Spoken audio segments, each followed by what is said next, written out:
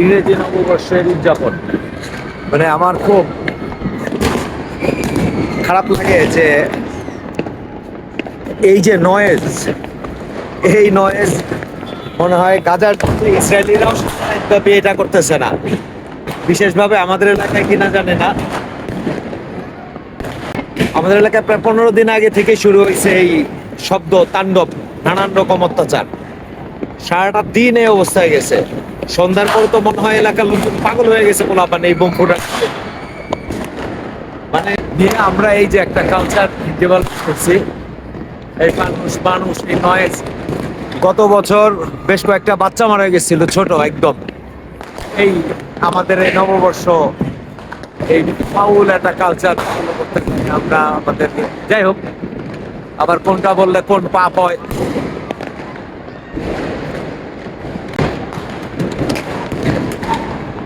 এই দেশের লোক নাকি গরিব,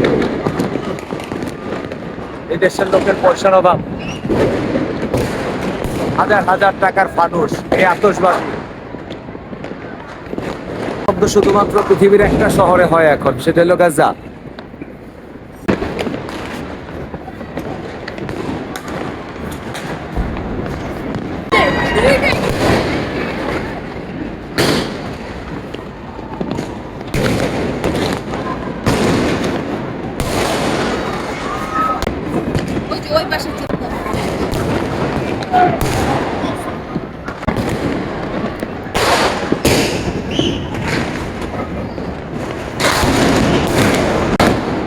মানে সাউন্ডে মনে হয় যেন দেশে কেউ আক্রমণ করছে।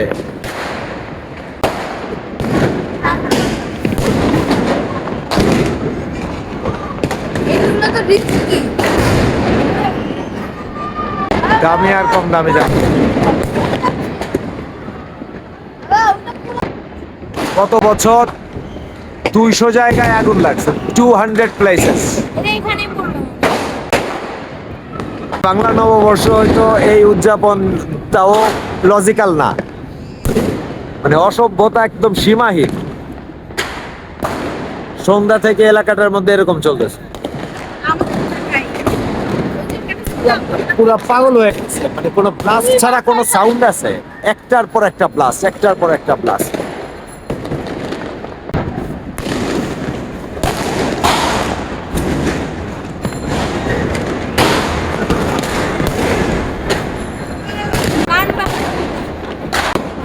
ছোট ছোট বাচ্চা আছে ঘরে, মুরব্বী লোকজন আছে, অসুস্থ মানুষ আছে।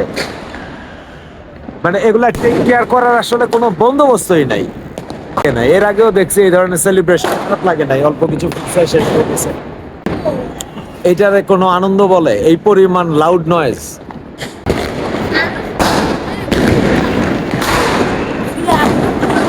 মনে হয় যে দেশে যুদ্ধ লেগে গেছে।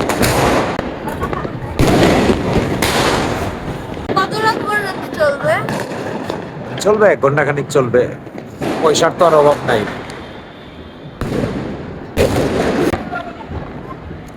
মানে সীমা থাকা দরকার, কোনো কিছুর উপর কোনো নিয়ম নাই, নিয়ন্ত্রণ নাই, কিছু নাই।